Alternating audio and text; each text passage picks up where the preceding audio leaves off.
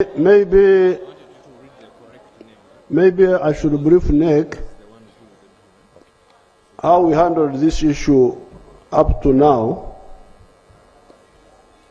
Like in the matter of the first vice chairperson, there were 3 other young people who had expressed interest, and I think they had been nominated because they came. And then we reasoned with them, and they pulled out voluntarily. Therefore, the role of SEC was to study and advise,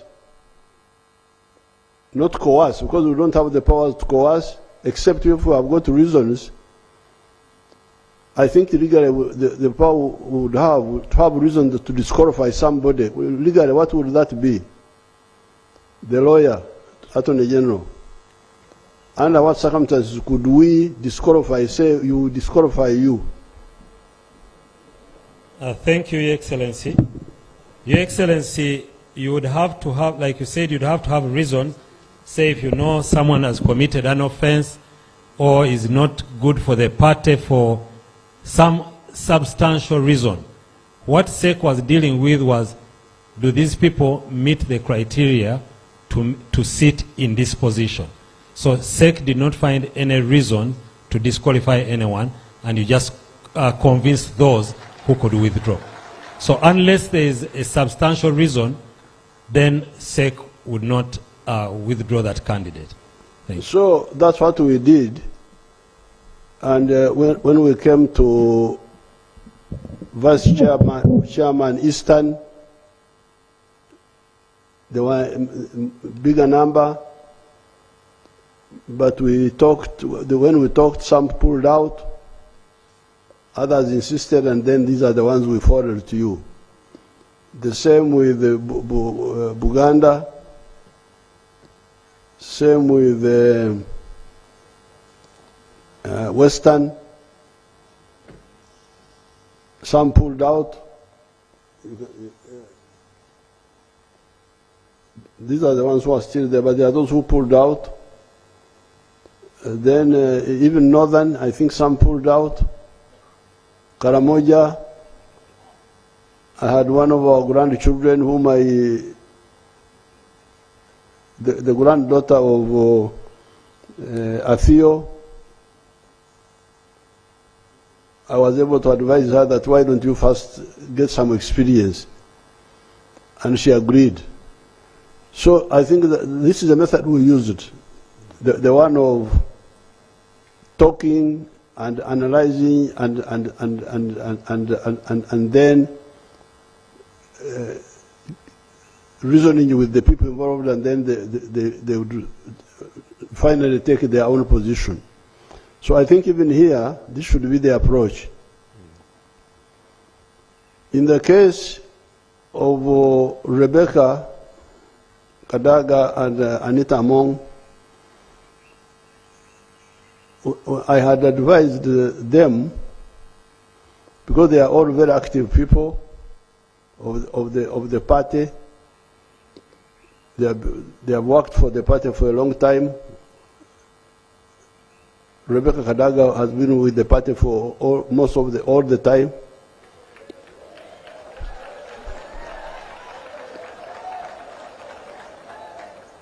Now, Anita Among had been in the opposition, didn't know how to buy clothes very well. But when I showed her the right shop, she became very active. So they are all useful to the party. Now, my usual way of win-win, because me, I don't like win-lose. I always like win-win. I proposed to them, I said, why doesn't one of you, why don't the two of you agree on one And then the other one, I can, since now you have proposed my name to the National Conference to continue as your chairperson, then I could nominate her as a second member among my nominees. But we left it to them to agree on who should stand down for the other, and for now, that's how we handled it. Now, I don't want to go beyond that. They are here, they can talk for themselves.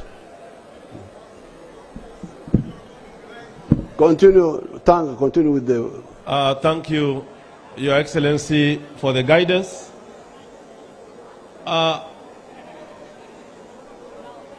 Yes, please. The order Museveni has guided, the chairman has guided. He has given you a background of how he handled the SEC meeting. It was rather persuasive. And he has put to the House that he left the two right honorables to decide. So I think now it is up to the two right honorables. There's a hand where? What are you saying? No, let them speak first. I think we should hear. The chairman has guided that we allow the right honorables to speak first. Yes. And Right Honorable Kadaga, my age tells me I should allow you to speak first. Right Honorable Kadaga, the honor and time is now yours to say something about what Museveni said. Any microphone, please. Any mobile microphone. Any microphone to Right Honorable Kadaga, the one which is nearer.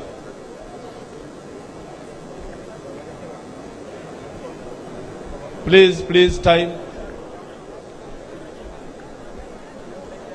Members of the family, can we just listen a little? Members of the family, please. Microphone to Right Honorable Kadaga. DJ, what's happening?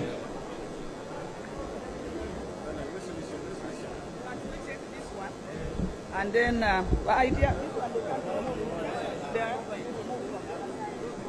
Yes. Honorable Dombo, could you head up with your department, your directorate?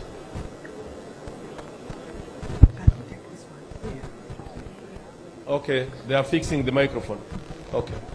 Ladies and gentlemen, the question is that the two honorables have to say something about what Museveni has just put to them. Let us hear from Right Honorable Kadaga. Thank you. Thank you very much, Chair of the Commission, National Chairman, Mama, the first National Vice Chair, and delegates. I'm happy to be able to talk to you today on this subject. And I want to begin by noting that the Speaker Among is already a member of SEC. She's here. She's already here in SEC. I want you to take note of that one. The second one is that I'm the incumbent. I'm the incumbent. I have been a member of this party since inception. I started as the chairman of LC1 in 1999 in my village in Bulamuti. I moved to LC2, or to the National Resistance Council. I've never been to any other party. So all my life, I've been a member of NRM.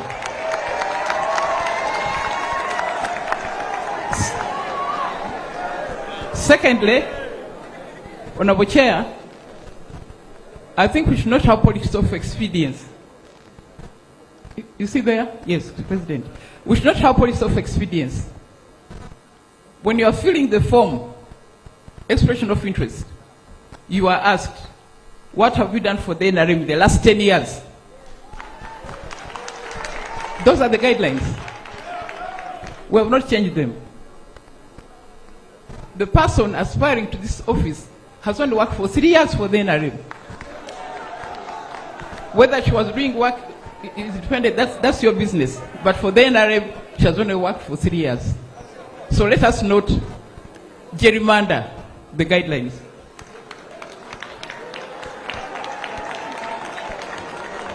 We have not sat to amend those guidelines.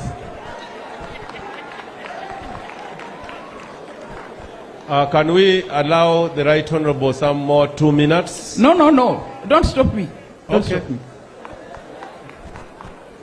Your Excellency, a national chair, I was a backbencher for 7 years before becoming a Minister of Regional Corporation. Patiently, I was patiently seated for 7 years as a backbencher. So I don't understand why there's a rush. Someone who's just come for 3 years wants to be in the top organ of the party. I have done my work well. I've supported the NRM in all the elections, all of them. Supported the referendum to return multi-party. All the campaigns, I've been involved in them. As a Deputy Speaker and a Speaker, I've ensured that all our budgets were passed. I've ensured that the bills support the manifesto were all passed. I have marketed this country throughout the world. I have.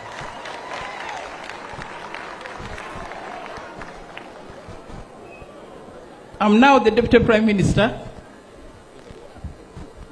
I'm still doing work of integration of the East African community. And I want you to remember that just a few years ago, I was publicly humiliated in this country. Publicly humiliated the way I was removed from the office of the Speaker. I took it in good stride, continued doing my work. But I'm being followed. How much more can you press an individual? Mr. Chairman, I think it was your duty, and I have been talking to you about this matter for some time. I had informed you that if this matter goes to a contest, it will cause serious problems in my community. You may think, people here may think that you're fighting an individual, but you're fighting a bigger community. And that's not right for the politics of Uganda.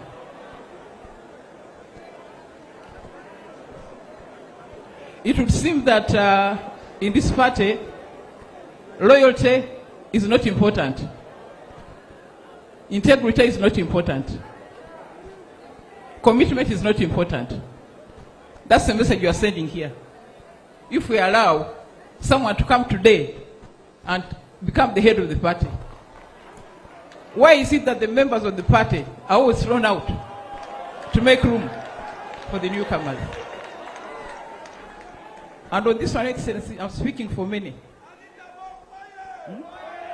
I'm speaking for many. Okay, stop, Order, stop. order. Listen carefully. I also want to demystify this view that the Speaker must be in sec. It's not true. Your Excellency, you may recall that this office was created in 2005 because of the lobby of the women members of NRM. We needed an office to speak for us. That's how it came. Nothing to do with the Speaker. And I keep asking, suppose the Speaker was a man, would he also come here to sit on behalf of the women? Suppose the Speaker was a member of opposition, would he or she also come here? These two offices are completely separate. They are completely, that's why that person is now sitting there, ex officio. So, if Among is already ex officio here, why does she want to go again take this seat? How will one person sit in 2 seats? So, Your Excellency, I think this is unfair. are not good for the politics of this country. So, in our last meeting, I'd said that since I'm incumbent, and by the most senior in this party, how can you tell the senior person to move out for a junior person? How? What party are we building? So, Excellency, if there's anyone to be a special nominee, let it be her. I'm the incumbent, and I think I'm entitled to remain in my position. It would send a very wrong signal. That's why you protected Haji Chigongo. Because of... And the Minister of Education and Sports, Mama Janet Museveni, you are most welcome to this NEC meeting. We want to thank you, Your Excellency, for inviting us and for leading us in the meetings and conferences as a result of the notice that you gave that has led us to all these meetings and the others that are to come. Allow me, Your Excellency, to introduce our senior leaders amongst us. We have the Speaker of Parliament, Right Honorable Anita Among is with us. We have the Deputy Speaker of Parliament, Right Honorable Thomas Tayebwa. I beg your pardon, sir. We have the first National Vice Chairman of the National Resistance Movement, Alhaji Moses Chigongo. We have the second National Vice Chairman of the NRM, Mama Alitwala Rebecca Kadaga. We have the Prime Minister of the Republic of Uganda, Right Honorable Robina Nabanja. The Cabinet Ministers, Your Excellency, and all members of the National Executive Council. Allow me, sir, with your guidance, we, and the leadership of the Secretary General, the program, as has been highlighted, sir, we seek for your guidance on the same. We are requesting that you come and open the meeting, to call the meeting to order formally, and after which the Secretary General will give us the report of the party report, but also the report from the Central Executive Committee that sat in preparation for the National Executive Council. And from that, the Secretary General will be inviting you, Your Excellency, to address the members of the National Executive Council. We seek your confirmation on that, Your Excellency.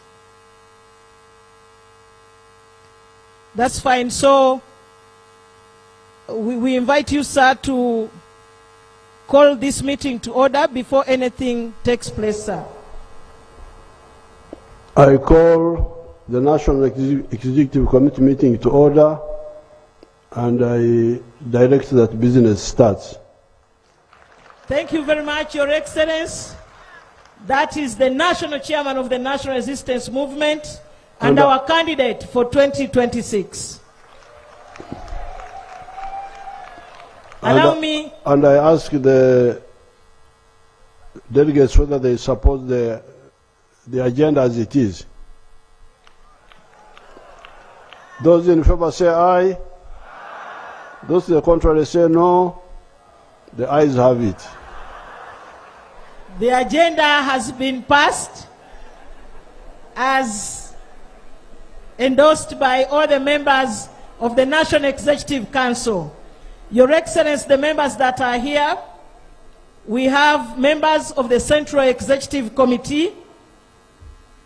We have members of Parliament, the sitting members of Parliament. We have the flag bearers of Parliament that have just been elected. We have the LOC 5 chairpersons of all the districts in the country. plus the flag bearers for those seats. We have the municipal mayors, and also we have the party chairpersons at district level, the NRM chairpersons at the district. We have the members of the East African Legislative Assembly.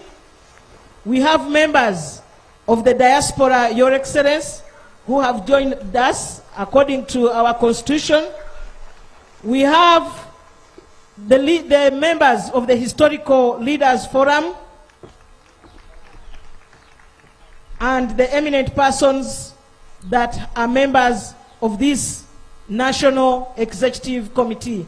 Allow me, Sir Your Excellency, to take this singular honor to invite the Secretary General of the National Resistance Movement, Right Honorable Richard Todong Awan, who has led us at the Secretariat to ensure that we do the work that you tasked us. Thank you, sir.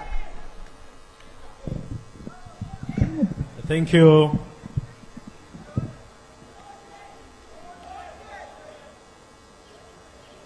Your Excellency, the President of the Republic of Uganda and the Chairman of the Revolution, Mama, the First Lady of the Republic of Uganda and the First Lady of the National Resistance Movement, the First National Vice Chairman of the party, the Second National Vice Chairperson of the party,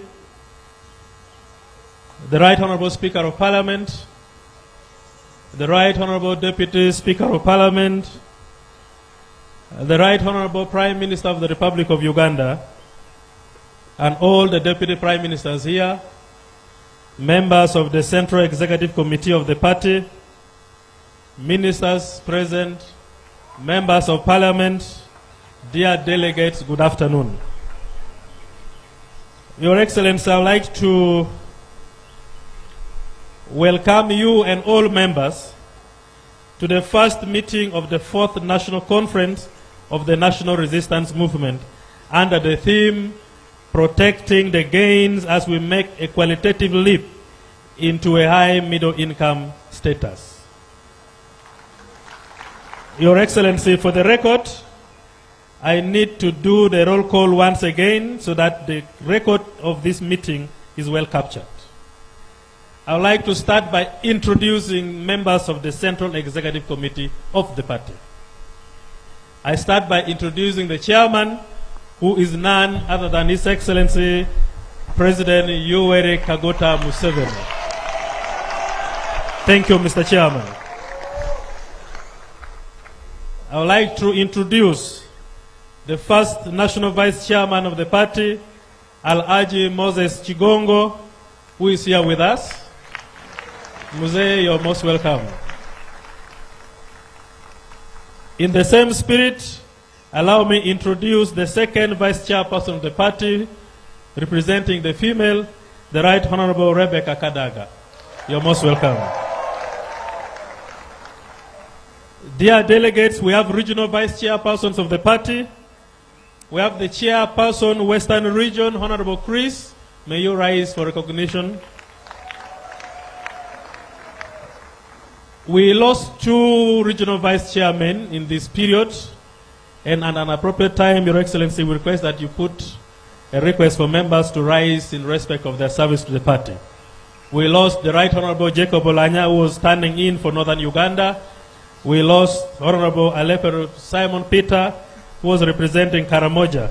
So those 2 regional vice chairmen have since departed from us. We have the regional vice chairman for Eastern Region, Honorable Flight Captain Mike Mukula.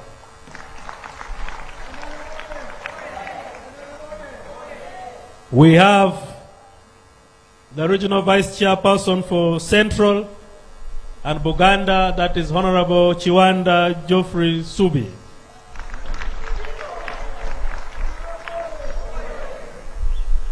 We have the vice chairperson for Kampala, Honorable Katongole Singh.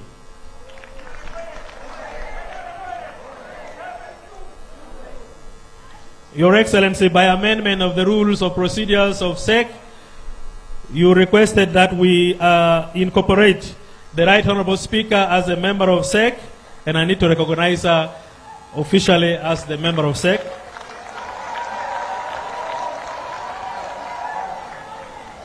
You also added that we recognize the Deputy Speaker to add him as the member of SEC, and I need to add him and recognize his presence. Mr. President, I beg your indulgence. The first on the list should have been Her Excellency, the Vice President of the Republic of Uganda, who is also a member of SEC. But she has said her apologies, she's not here with us. We have the Right Honorable Prime Minister of the Republic of Uganda, who is also a member of SEC. We have the Government Chief Whip, who is a member of SEC. These positions are very crucial for the party and for governance of Uganda, and therefore the Central Executive Committee of the party felt it is necessary to incorporate them as leaders in SEC. Your Excellency, we have leagues who are represented by their chairpersons who are here. I have Honorable General Retired Jim Mwezi representing the Veterans League. We have Honorable Lydia Wanyoto Mutende representing the Women's League. She's not yet here with us. We have Honorable Gaddafi Nasu representing the youth. He's also not yet here with us. We have Honorable Kato Gabriel representing people with disabilities. Honorable Kato is also not here. We have Honorable Museveni Gidudu Dominic representing the elderly persons. We have Honorable James Tweyo representing the workers. We have Honorable Robert Rukari representing the entrepreneurs. We have Honorable Colonel Retired Tom Butime representing the historicals. Your Excellency, you also appointed eminent members to be members of SEC. And I have here Honorable Retired General Kainda Utafire, who is a member of SEC.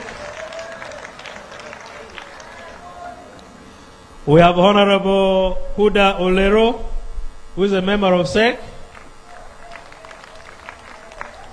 We have Honorable Dorothy Huha, the former Deputy Secretary General and now Ambassador, a member of SEC. We have Right Honorable Dr. Wakana Rugunda.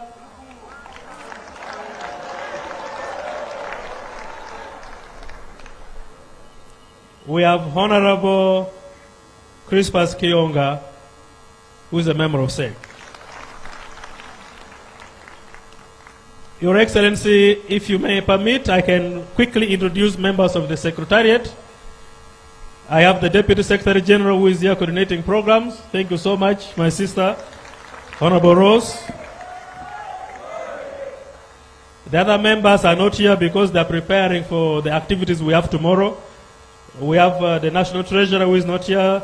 The Deputy National Treasurer is not here. Director of Finance and Administration not here. We have Honorable Rosemary Seninde, who also is not here. We have Comrade Awich Pola, who is absent. Oh, he's here. Okay, thank you. Honorable Awich Pola is the Director, External Relations. And Mr. President, we have invited quite a number of fraternal parties that are going to join us. I'll read the list in my report. We have Honorable Retired Major Okui Raboni, the Director, Institutions, who is also not here with us. I have members, Honorable Dombo Lomala, the Director, Media and Public Relations. He's around. We have Counsel Barata, Director Legal at the Party Head Office. We have members of the Electoral Commission. I start by introducing the Chairman, Dr. Tanga Odoe.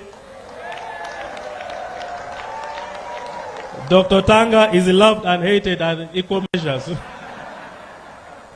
We have Honorable Jachano Mach, the Vice Chair, NRM Electoral Commission. We have Honorable Jane Alisumera, Commissioner with NRM Electoral Commission. We have Honorable Auma Juliana, a member of the Commission. We have Honorable Ajat Zaitun, a member of the commission. I also have Ajat Adija, the chairperson of Office of the National Chairman. She's busy preparing for tomorrow. She's not here with us.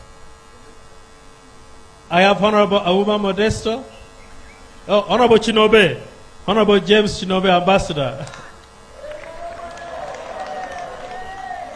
Thank you, Your Excellency. I thank you for giving me this wonderful team of senior citizens, former ministers, former ambassadors, former members of parliament that I lead at the Secretariat, and I thank God that we have not had any incident of any crisis at the party head office.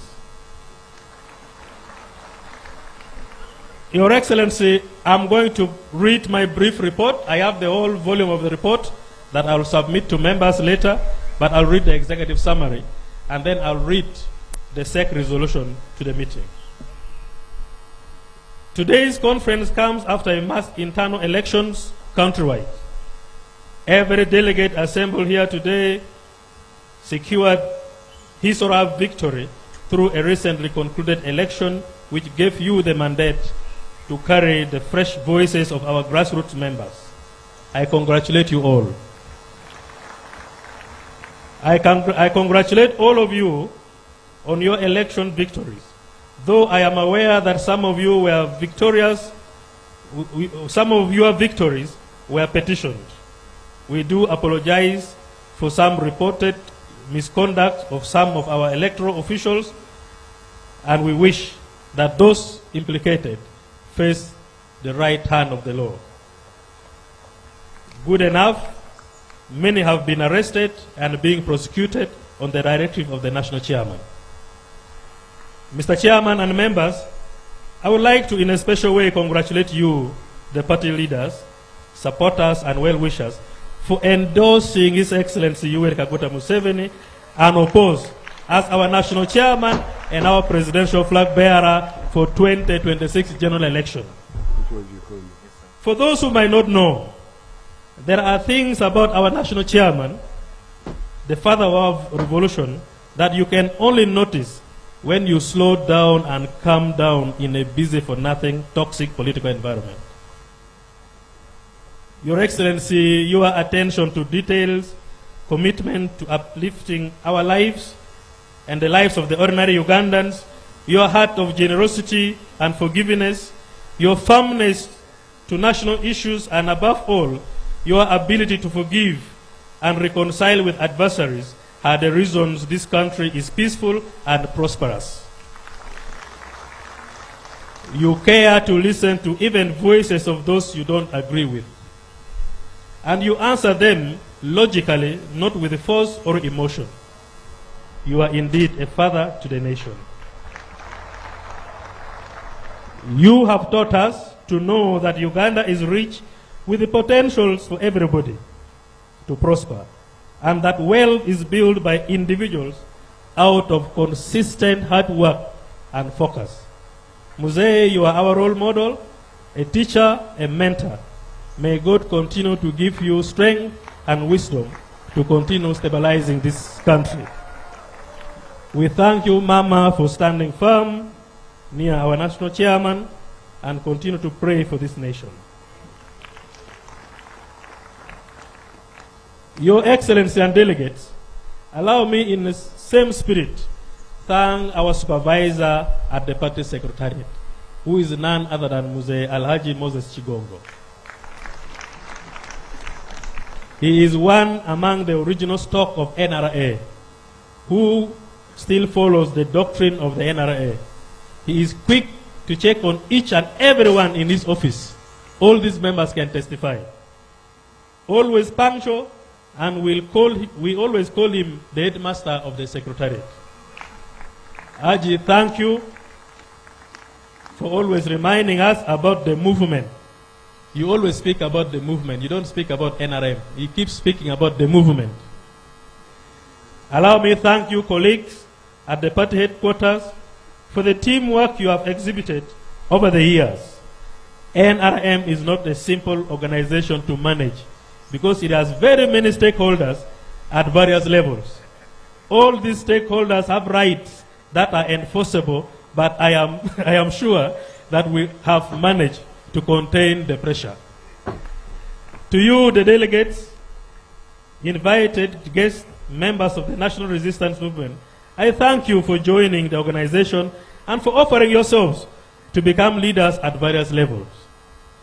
I am equally delighted to report that all the delegates here gathered for the first meeting of the 4th National Conference were elected on the basis of a credible and fully digitalized members register which has 20.7 million members.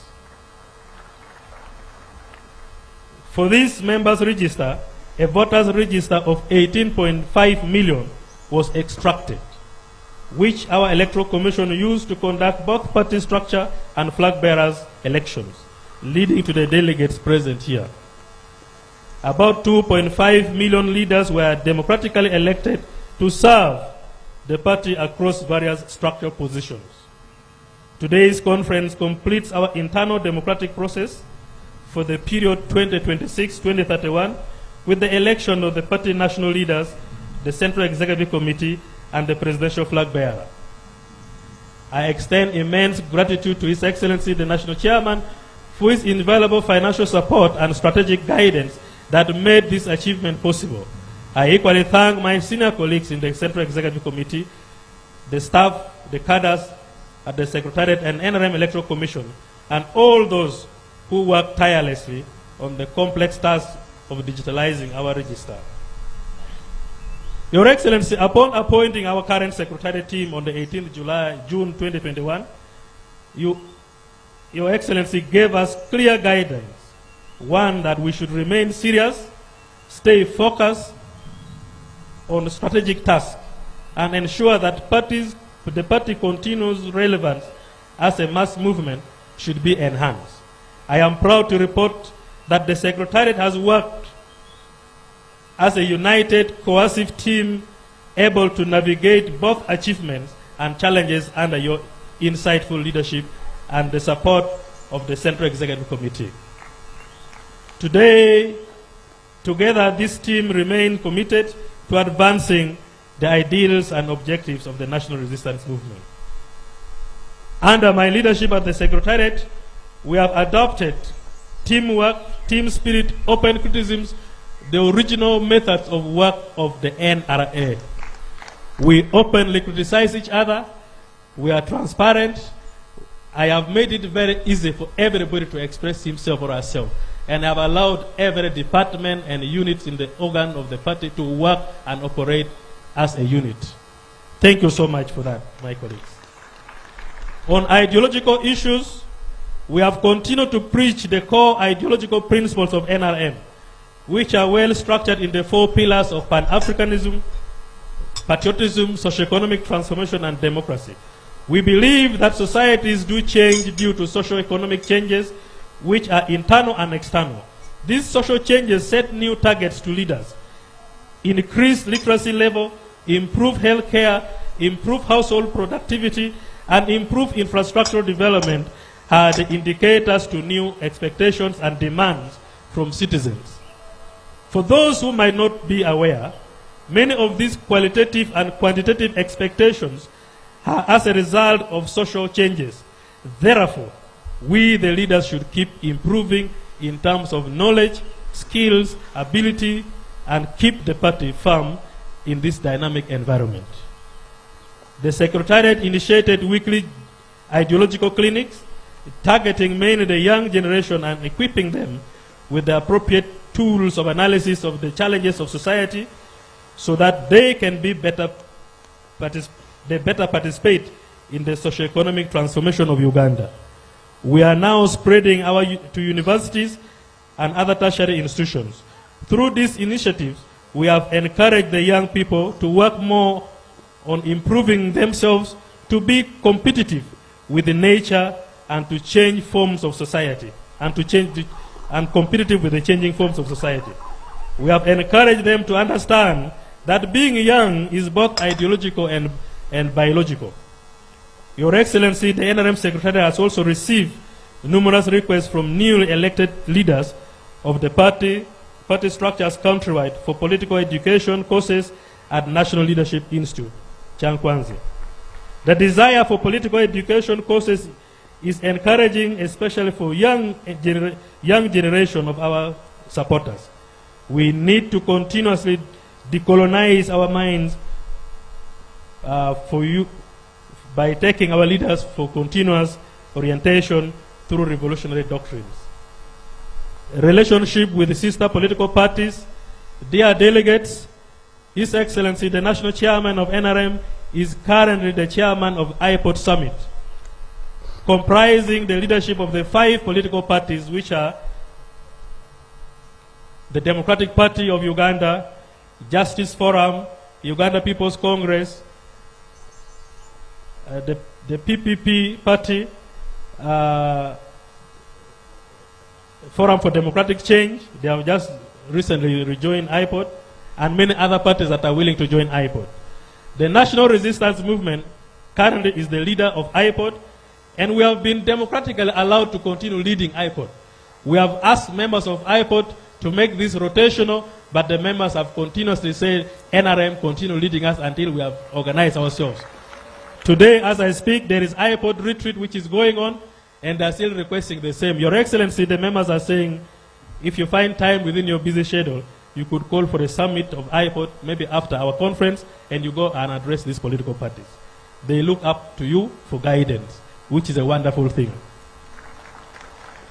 I wish to specifically make mention of the fact that the National Resistance Movement government increased funding to political parties and organizations from 10 billion shillings in 2021 financial year to currently 45 billion annually, which is shared among the members of IPOD and is generally earmarked for recurrent expenditures.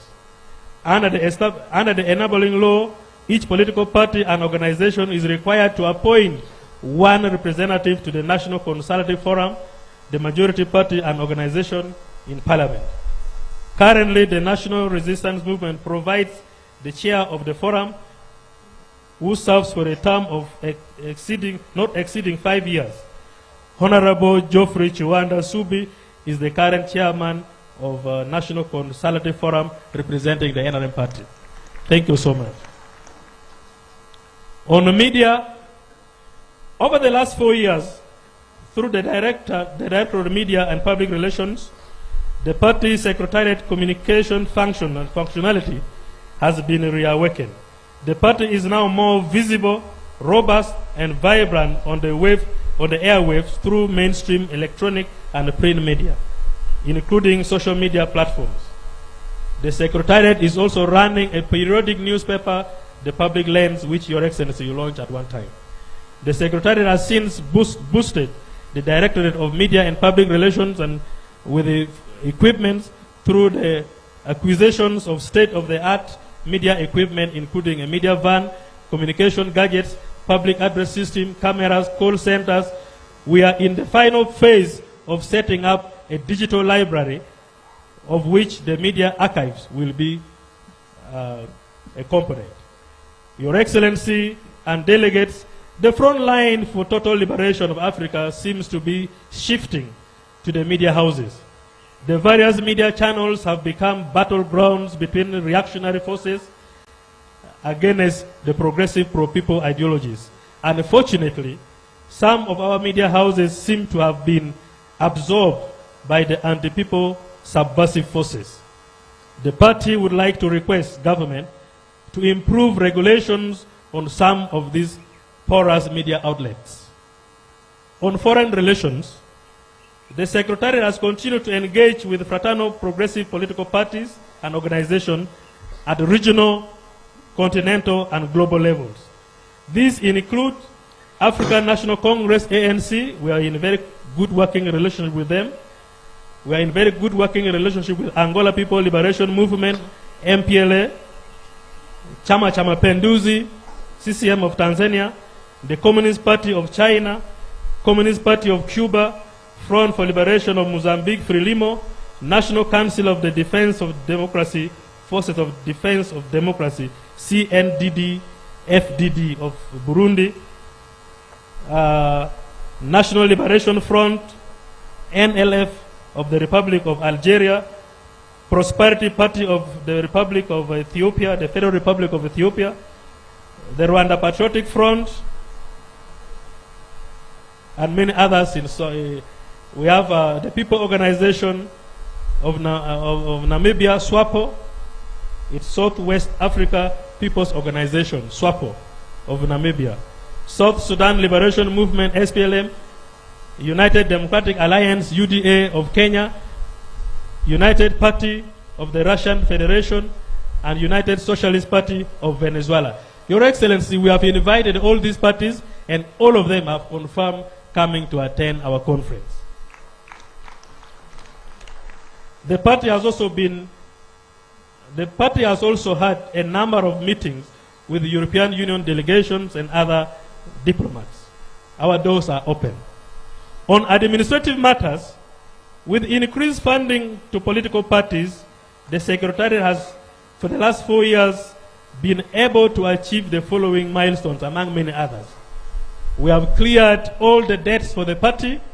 As we speak now, the party is free of any debt from anybody. For your information, when we became a political party in 2006, every election we entered into, we were accumulating debts going forward as a party. By this funding that we started getting from government, we have offloaded all the debts for the party. The party is free and can now engage in contracts and business with the people freely. There are many other things we have invested in, and you'll read in the report that is before you. But the most important thing that I need to report is that we have had members of the party from different corners of this country donating land for the construction of party offices in their districts.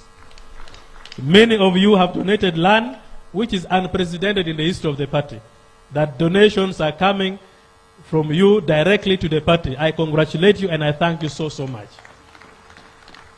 Your Excellency, many of these friends have not only stopped at donation, some of them have even constructed buildings for the office.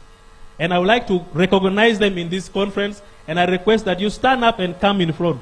For those who have constructed first office places, I start by requesting the Right Honorable Speaker, Anita Among. She has given us a brand new office building in Bukedia district. Thank you so much. The party has received the title. It is being transferred direct to the name of the party. The Director Legal has the file. Thank you. We have the Right Honorable Robina Nabanja. She has gifted the party with a brand new building in Kakumiro district.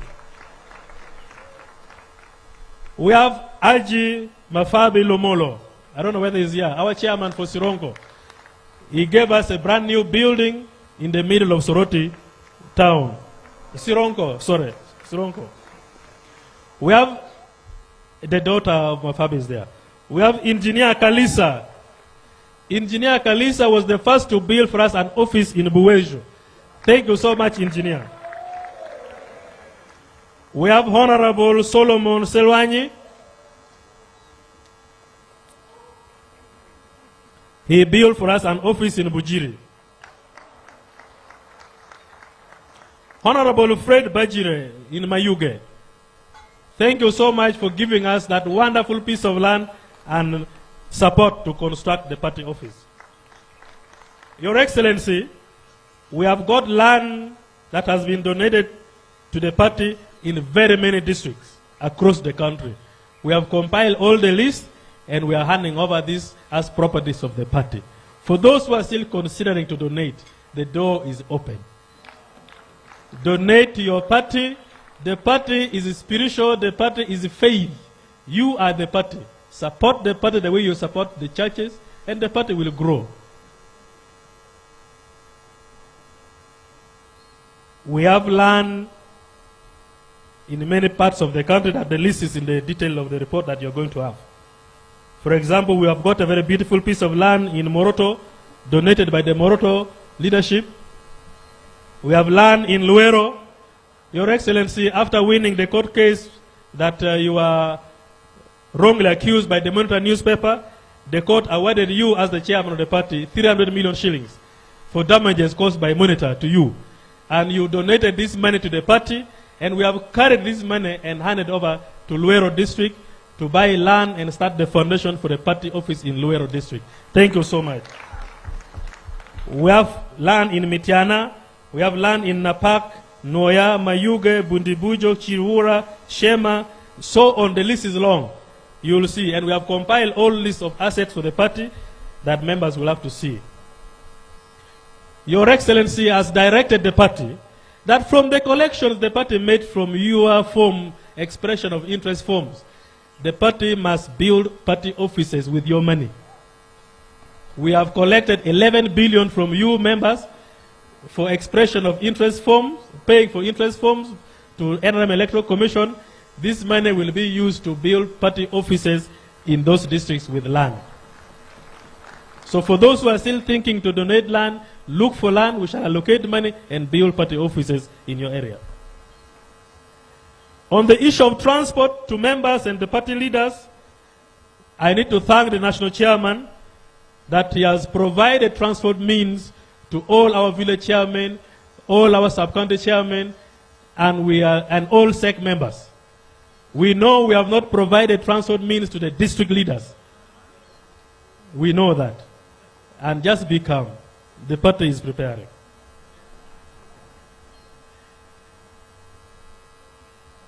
Our performance in the previous elections, Your Excellency, from the time we introduced democratic elections in 1996, we have been performing well with the declines registered from 2016 general elections as indicated.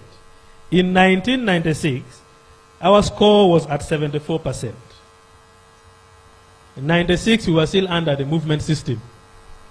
So the movement government and the candidate scored 74% of the national vote. In 2001, we got 69%. In 2006, under multi-party political dispensation, now when we became a party, we got 59%. And that was because of indiscipline of our cadres. In 2011, we improved to 68%. In 2016, we got 60%. In 2021, we got 58%. This decline performance calls for robust mobilization and a strategy to win back lost ground. It also speaks about the indiscipline of some of our members who intentionally decampaign the party candidates in their areas. Alluded to this are the sporadic misconduct of those with access to state resources or connections. We have had, with concern, cases of illegal land grabbing and land evictions by members associated to our organization. Colleagues, we should mind about the gap between the party and the citizen. Our work is not to cause pain, but to create comfort to the ordinary person. You will do your party a disservice and disgrace if you use your office as a party leader to cause pain to the ordinary person. That is not representative of NRM.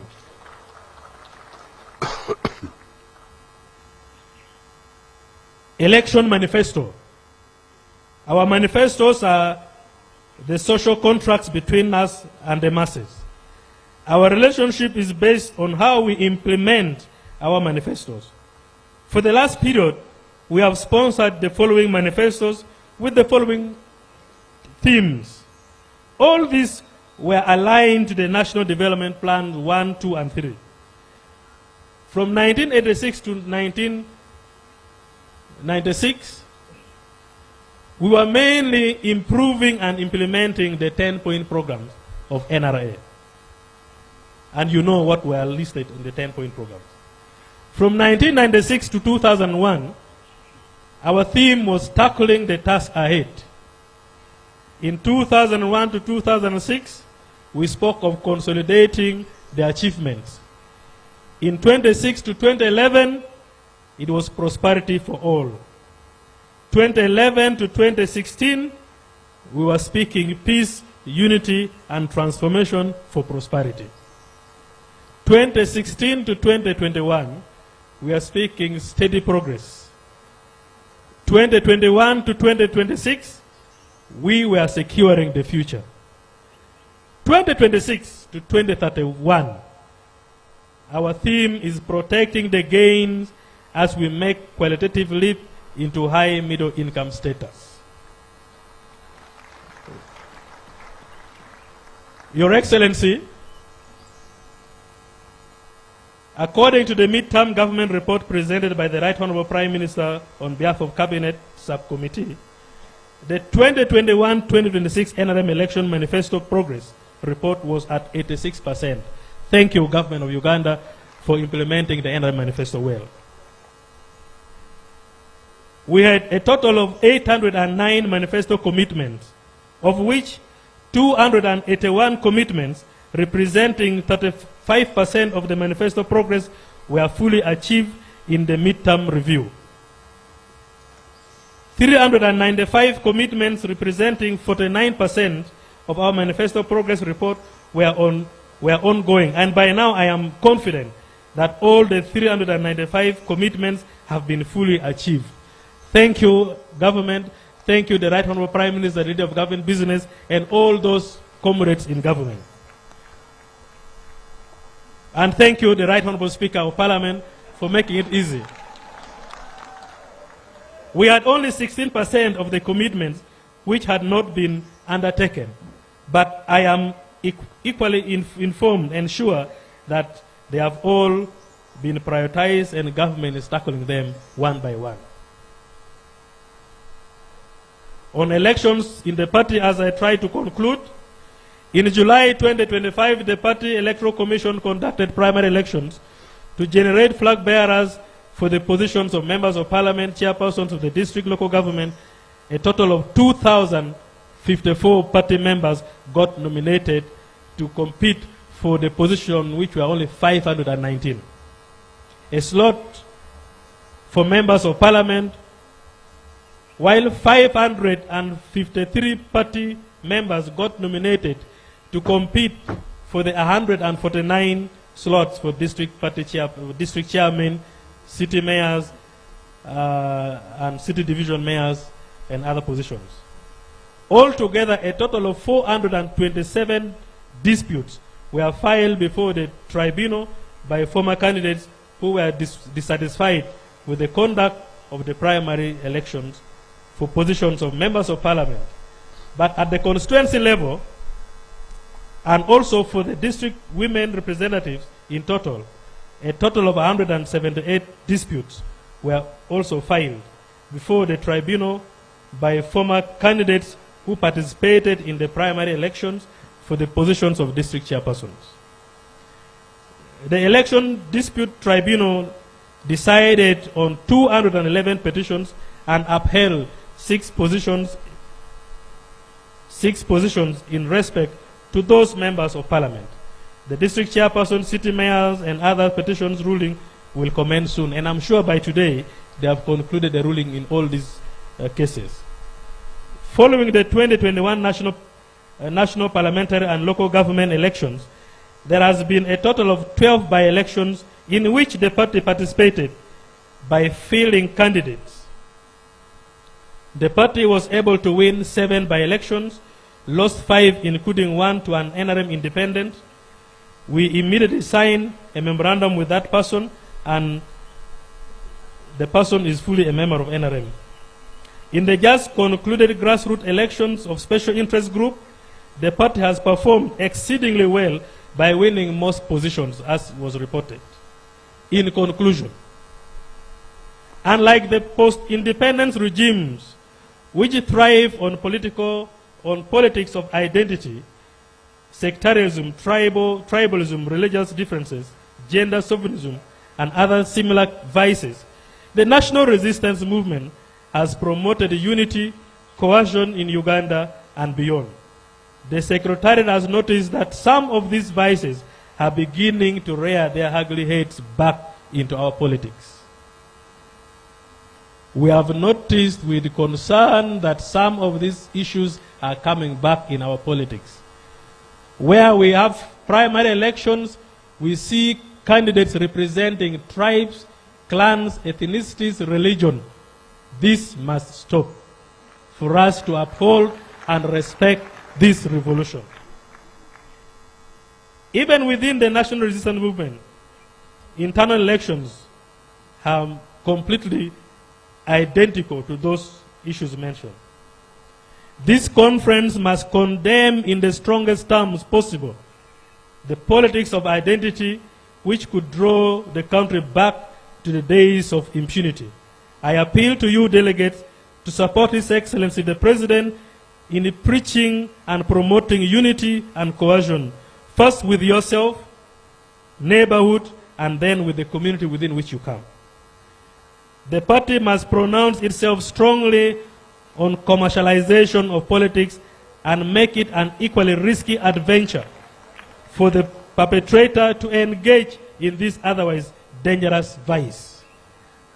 Your Excellency, it is embarrassing and ashaming that our delegates, some of our delegates are still out of the country because they were taken by candidates.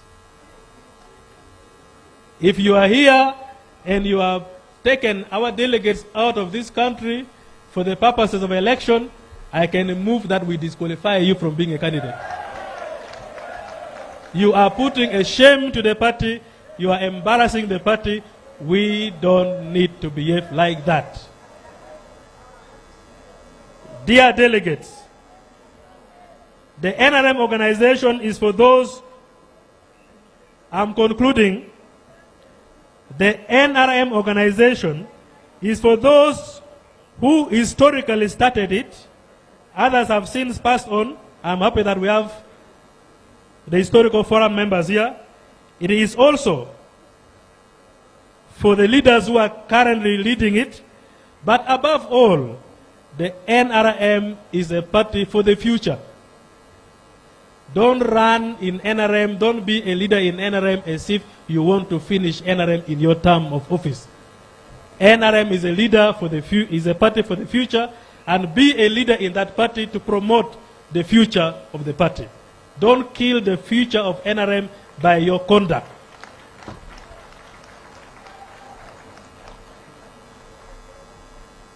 Stop hurting the revolution spirit and stop soiling the image of the party.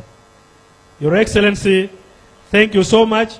I have the detailed report which shall be given to members.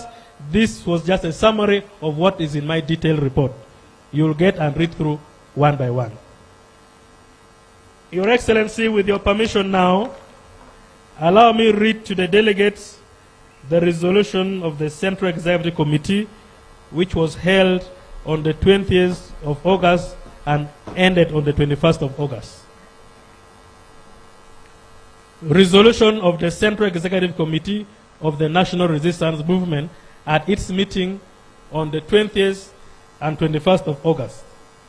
We, members of the Central Executive Committee of NRM, meeting in Entebbe on the 20th of August and 21st of August 2025, having received the keynote address of the national chairman, which focused on various challenges and multi-practices in the movement, including the plague of corruption and criminality in elections, having reviewed the state of the preparation in the movement ahead of the forthcoming 2025 NRM national meetings and conferences, and taking note of our core values and principles, having carefully deliberated on the state of affairs in the NRM electoral process, having carefully listened to the various presentations to SEC by the various candidates, bearing in mind the urgency of all the matters discussed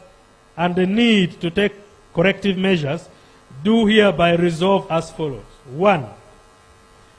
To inform and affirm to the country and the membership of the movement that the National Conference of the movement, the National Conference of the Special Interest Groups, NEC, and SEC meetings shall be held on scheduled dates as earlier communicated. 2. that the Central Executive Committee warmly welcomes the keynote address of the National Chairperson on matters critical and central to the onward and all-round development of the movement.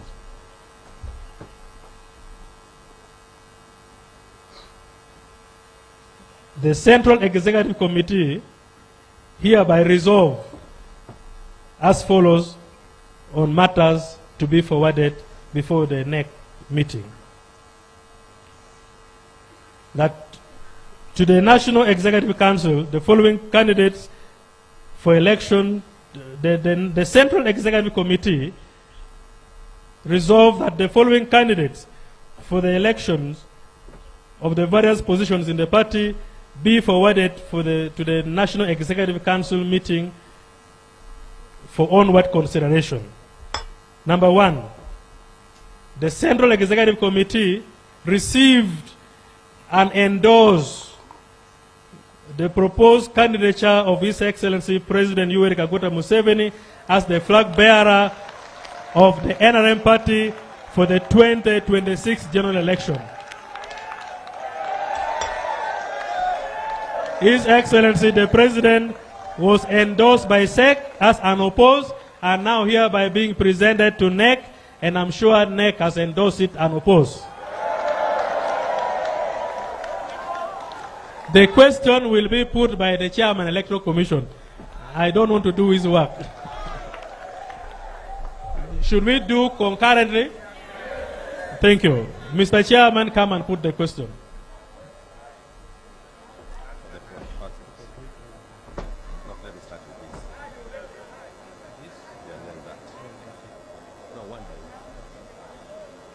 Thank you very much, Secretary General. Mine is to move the motion. And we shall move this motion for two positions.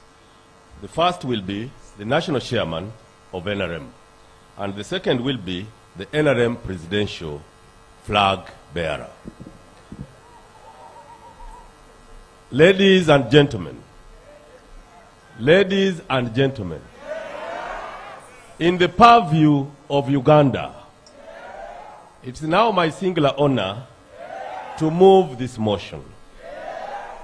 That, following the Central Executive Committee meeting, following the expression of interest, following the nomination at Plot 13, which ended with the SEC meeting yesterday but one, the candidate for National Chairperson is none other than His Excellency General Yoweri Kaguta Museveni, the Sabalwanyi. Those in favor, say aye.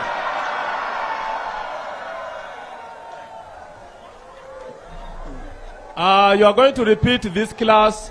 Some people didn't attend properly. Those in favor, say aye. And to the contrary, no. The ayes have it.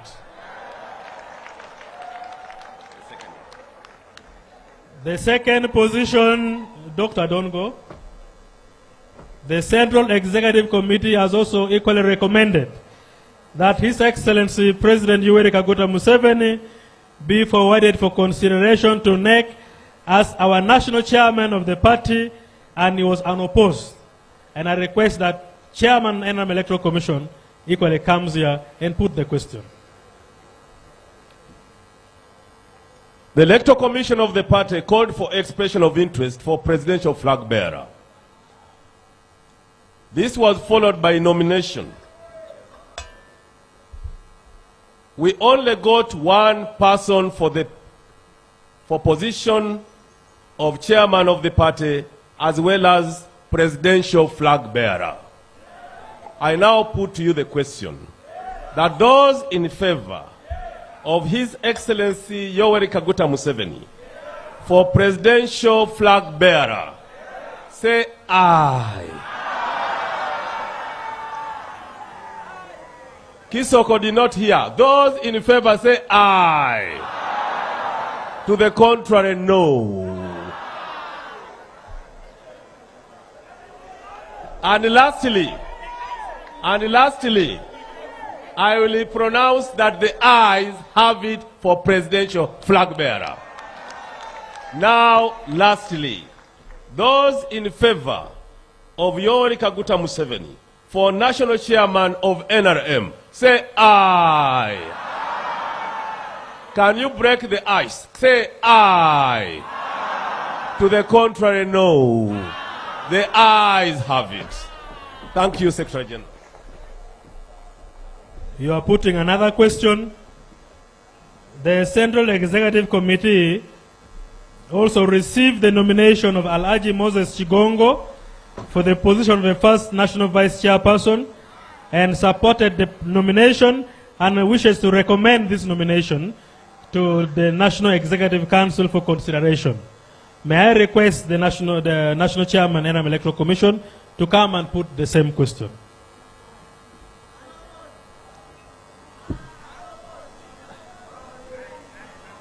Ladies and gentlemen, the Central Executive Committee received 4 names for position of first National Vice Chairperson, but the other 3 conceded and walked out and appreciated Alhaji Moses Chigongo, and we then declared him unopposed. I now put to you the question, members of NEC, that those in favor of Alhaji Moses Chigongo as first National Vice Chairperson, say aye. To the contrary, no. I didn't hear. To the contrary, no. Alhaji Moses Chigongo is unanimously accepted as first National Vice Chairperson.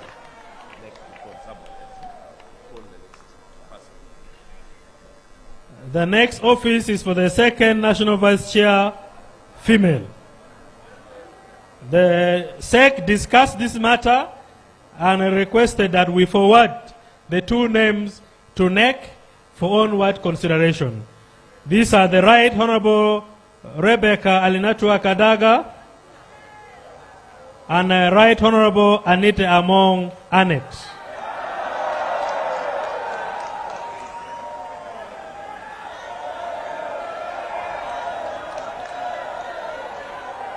For the positions of regional vice chairpersons, the Central Executive Committee for Northern Region is forwarding 3 names for onward consideration by NEC. These are Honorable Daniel Fred Kidega. He can step forward for introduction, yes. Honorable Obua Dennis Amson. Honorable Sam Engola. For the positions of Vice Chairperson Karamoja, the Central Executive Committee forwards 4 names to NEC for consideration and onward process. The first is Mr. Loki John Baptist. Can you stand up for recognition if you're here? The second is Mr. Achila John Robert Rex. The third is Mr. Johnson Ngorok. And the fourth is the Honorable Loki Abrams. Number 7 for Regional Vice Chair, Central Region. The Central Executive Committee wishes to forward the following names to NEC for consideration. 1 is Mr. Kalisa Kalangwa Moses. The second is Mr. Cheswa Akim. The third is Mr. Sewava Mukasa Joseph. The fourth is Honorable Chiwanda Geoffrey Subi. The fifth is Mr. Cheyune Kasolo.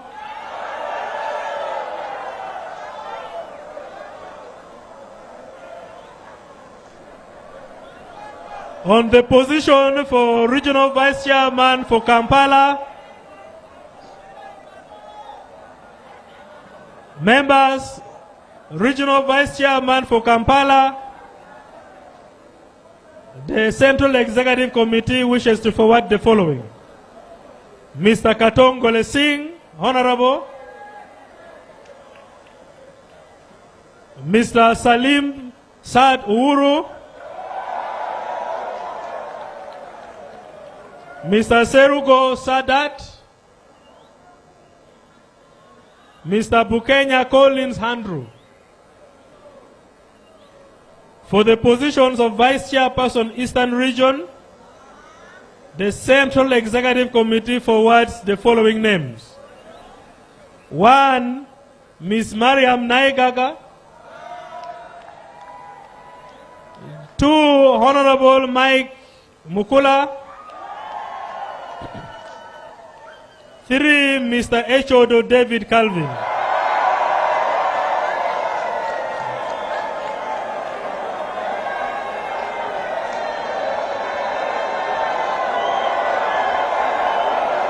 Order.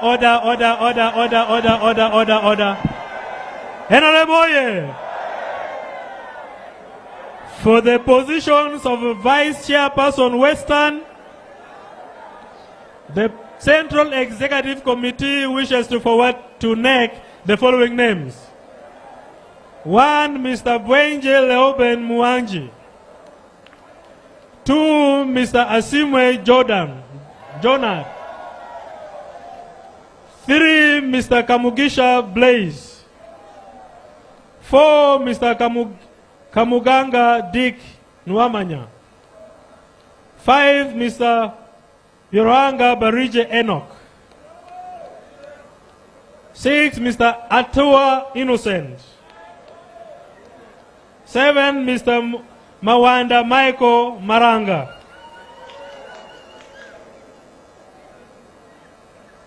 8, Honorable Bayomuzi Chris.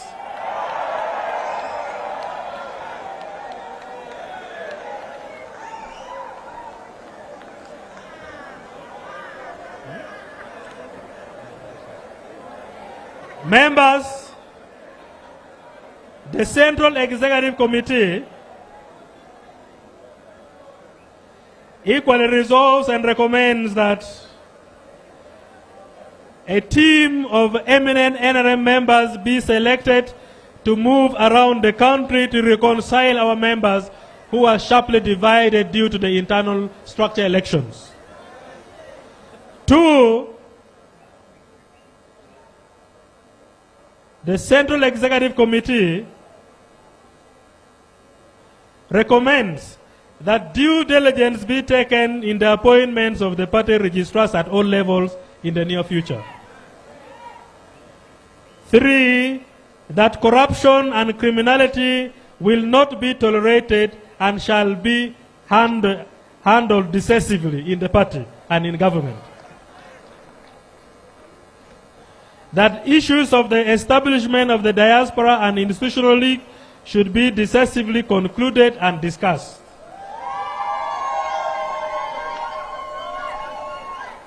Mr. Chairman and members, I beg to move. Thank you.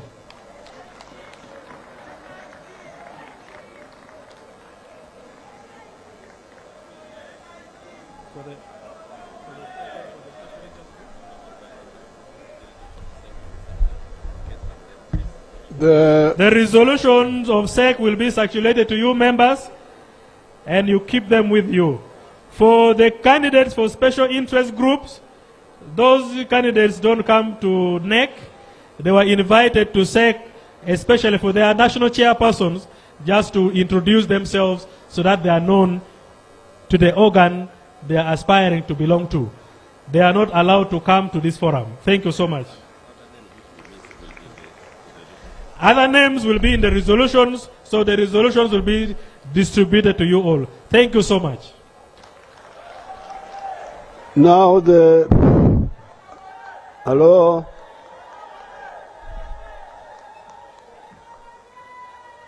What is the Director Rigo, what is the procedure here? Director Rigo, or Electoral Commission, what is the procedure?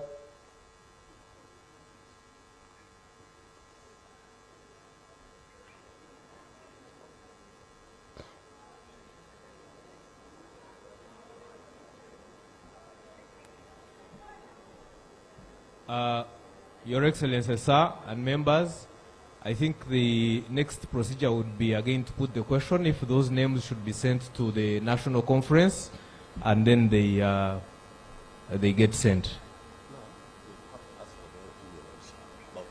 Dr. Tanga, anything? Dr. Tanga, anything else you say? Your Excellency, the chairman of the party, the names have been read. Now we have to put the names to the people. NEC must now come in. We now have to go position by position. And the NEC makes its input as to whether we send all or we reduce the number.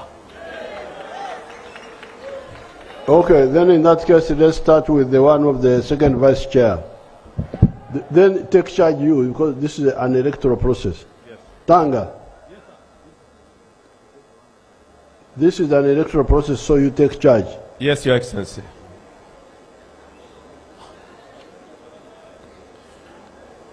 Ladies and gentlemen, members of the National Executive Council, NRM oye, NRM oye, listening oye.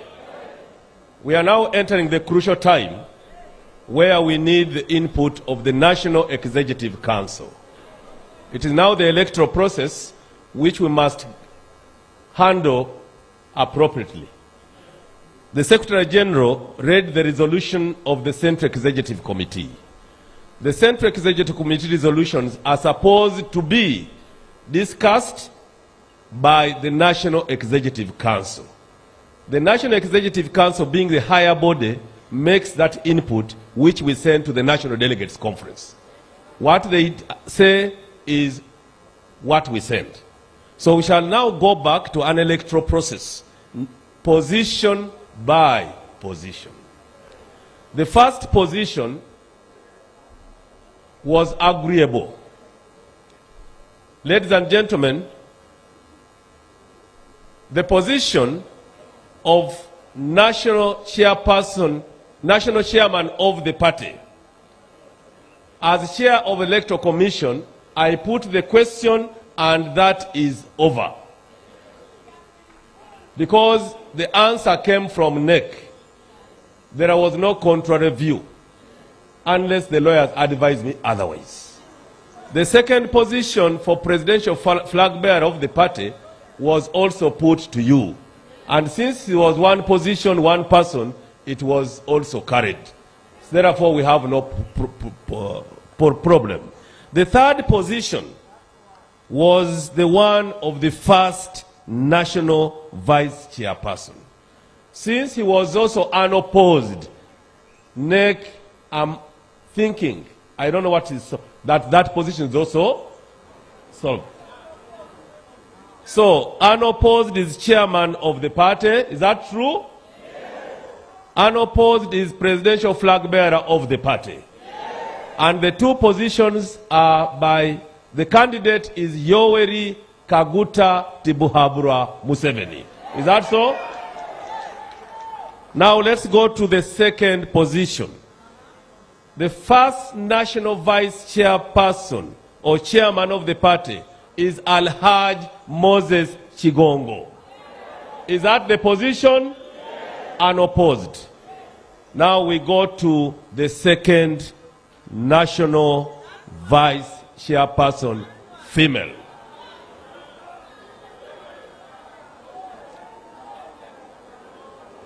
Mr. Chairman, sir, Your Excellency, and Mama, members of the National Executive Council, for the position of second national vice chairperson female, we have two candidates.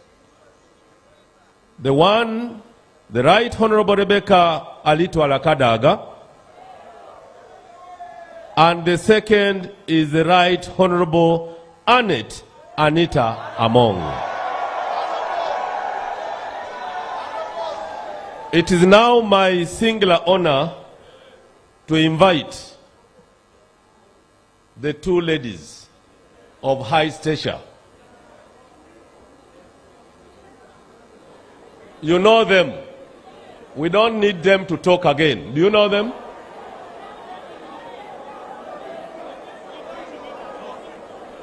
The Now the delegates. the Guidance from the president.